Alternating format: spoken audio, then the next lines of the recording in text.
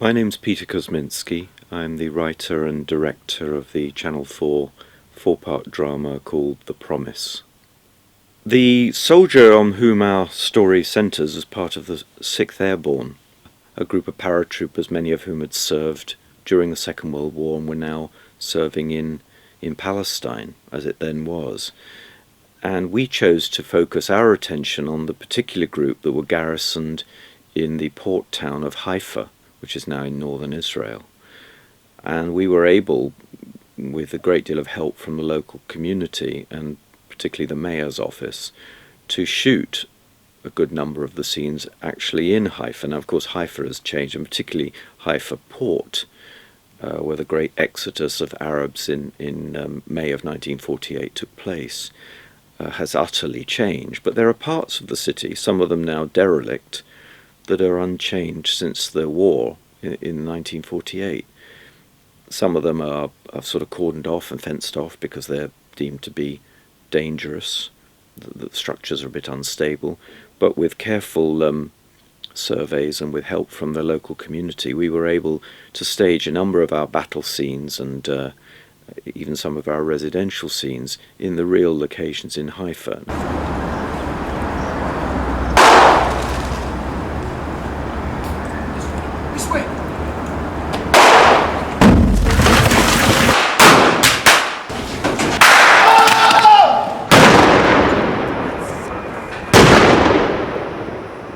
We used other parts of Israel to fill out the location where existing Haifa no longer looked the same.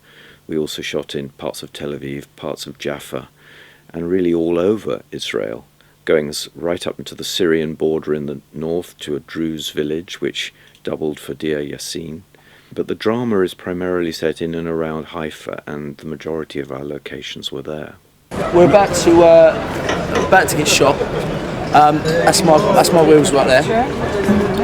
And we're just going down the street, and a couple of gun dudes come and shoot me near the groin. Where they shooting you?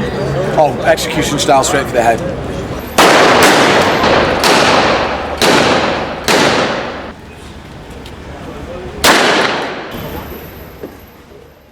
This is the scene where Len is taken into the hospital. We've both just been shot, me in the groin, Christian twice in the stomach, or Len both in the stomach, and Ray shot in the head.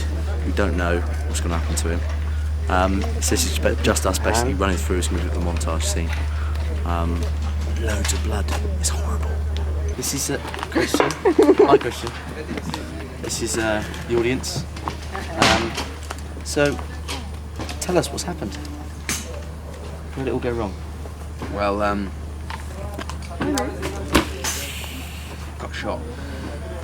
So one of the big scenes that we spent quite a long time planning was the arrival of the refugee ship, the Sarah. That was really a big scene for us to mount. Having over 300 extras in the water, and just the logistics of that particular set, which was also how at the time the British Army were rounding up Jews who were arriving illegally in Palestine and putting them into kind of quarantine camps that were not unlike the camps that the soldiers had witnessed firsthand during the Second World War. They had all the hallmarks of concentration camps. There was a certain kind of inhumanity to it, and they were all rounded up much like animals. That was a particularly difficult scene. It was just a big day. That is Len, my little soldier boyfriend, in the middle of a hot fight.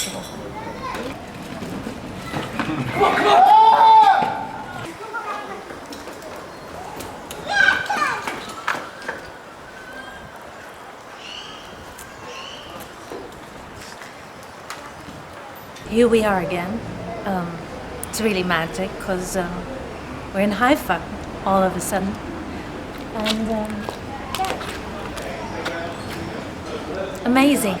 We're gonna do a scene, very tiny, small little scene, where Len is taking me home with his car. And I'm inviting him in because no one else is there. Hey, I'm Max Deacon. I'm playing Alec Hyman.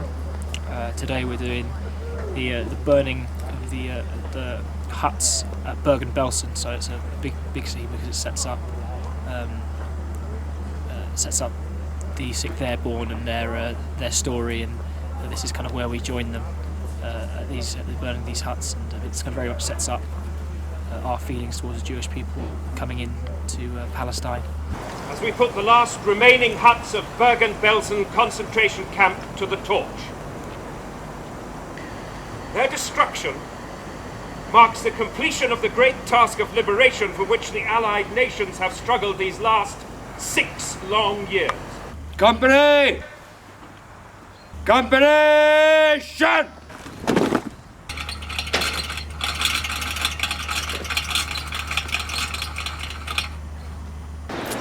Very exciting day today. Firing action. Firing. We're storming a house filled with Bergen fighters. We believe. And then once we get inside and we've killed everybody, we're going to blow it up. Bring down the house, literally. Literally. How are you fighting? Strong and hard. How about you? Strong and hard. Every Good time. day. Strong and hard.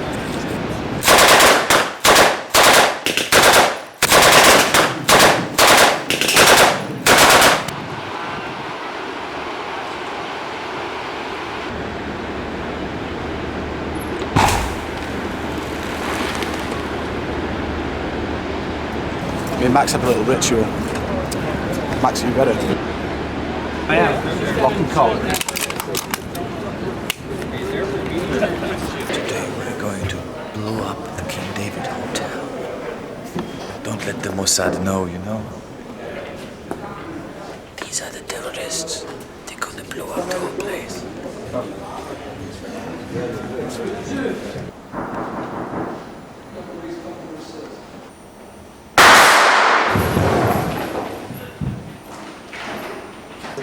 Take a trip with Roundtree. See you again next week. We are here in Heathrow Airport, which is actually Ben Gurion Airport in Tel Aviv, to do one of the first scenes of when Aaron and Eliza embark upon their journey to Israel on a plane. Right now we are sitting in one of El Al's newest planes. The story, Aaron and Eliza are about to go in first class, woohoo, to Israel, which is where we are already. You see the trick. We're doing champagne. It's all very lovely. And she starts reading her grandfather's diary. Jerusalem is just the most phenomenal location. There is no other city like it in the world. It is the most extraordinary city on the planet. And we took full advantage of the old city.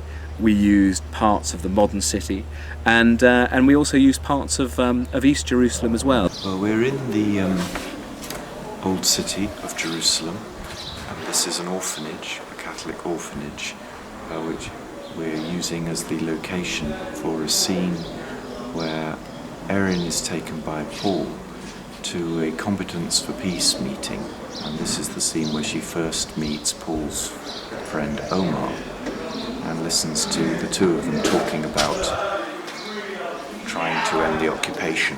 We filmed around the security wall which the Israeli army put up in 2000, and that was that was a kind of extraordinary set. We're shooting the scene on the roof when Aaron shows up unannounced while Omar's playing cards with his buddies here in Abu Dis. They take a look at the wall. They show how the wall separates a village, which is Abu Dis. This is one of the Arabic markets. It's all Arab shops. You can find many interesting and nice things. Quite beautiful. So we are here in Neve Tzedek in Tel Aviv, about to shoot the bombing of the Trendy Cafe, which is the scene where Erin and Paul are in a cafe that gets blown up by 2 Palestinian suicide bombers. Action! Action!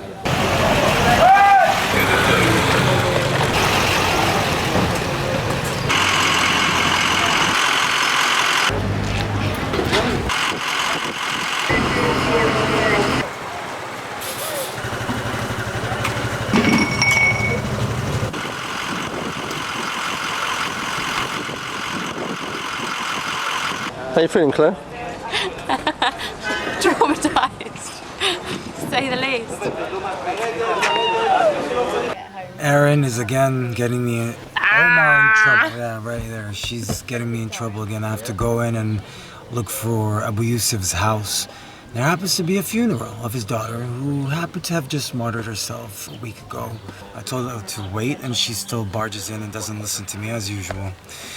Anyways, that's the story of my life. What can I tell you?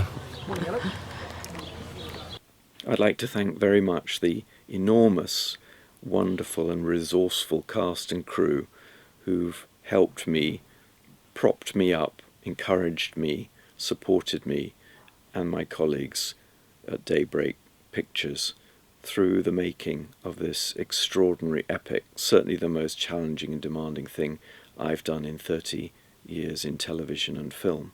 I'd like to thank them most sincerely, whether they come from Britain, from Israel, from France, from Germany, from the US, for all their help and support. And I hope they're proud of the show we've all produced together. And now it's finally complete as the 4-part drama for Channel 4, The Promise. I very much hope you'll enjoy the show.